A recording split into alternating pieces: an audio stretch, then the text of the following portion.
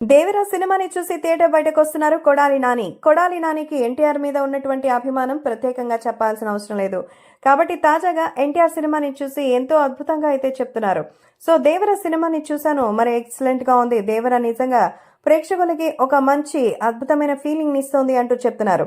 So దేవర సినిమాలో కథ విషయానికి వస్తే చాలా ఇమెన్సివ్ కథని, ఒక సెన్సిటివ్ కథని తీసుకుని ఎంతో బలంగా రాశారు. డైలాగ్స్ అయితే ఎన్టీఆర్ ఒక్కొక్కటి చెప్తుంటే ఎంతో ఎనర్జెటిక్ గా ఉంది అంటూ చెప్తున్నారు. సో ముఖ్యంగా జాన్వీ కపూర్ కూడా సెకండ్ హాఫ్ నుంచి కనిపించి సో 3 సీన్స్ తన గ్లామర్ తో అలరించి ఎంతో పర్వాలేదనిపిస్తుందని. సో మొత్తానికి ఇక శ్రీకాంత్ క్యారెక్టర్ కానీ, సైఫ్ అలీ ఖాన్ క్యారెక్టర్ కానీ సినిమాకి చాలా బాగా వచ్చింది. ముఖ్యంగా మన ఎన్టీఆర్ కళ్ళకు కనిపిస్తే ఇంకా మనకి ఏమీ కనిపించదు అంటూ చెప్తున్నారు. ఇక మెయిన్ గా అంటే ఈ సినిమాకి రత్నవేలు సినిమాటోగ్రఫీ వర్క్ అని చెప్పాలి. సో ఇంకా ఇంటర్వెల్ బ్లాక్ లో వచ్చే 20 మినిట్స్ అయితే ఎర్ర సముద్రం ఫైట్ సీక్వెన్స్ సినిమాకి హైలైట్ అంటూ చెప్తున్నారు కొడాలి నాని. సో మొత్తానికి ఆ ఫైట్ ని తెరకెక్కించిన విధానము, రత్నవేలు ఫ్రేమ్స్ మాత్రం అసలు రిపీట్ స్టఫ్ అనేది అయితే చెప్పొచ్చు. అలాగే ఆఖరి 15 మినిట్స్ లాస్ట్ లో అండర్ వాటర్ ఫైట్ సీక్వెన్స్ అయితే చాలా చాలా బాగుంది అంటూ చెప్తున్నారు.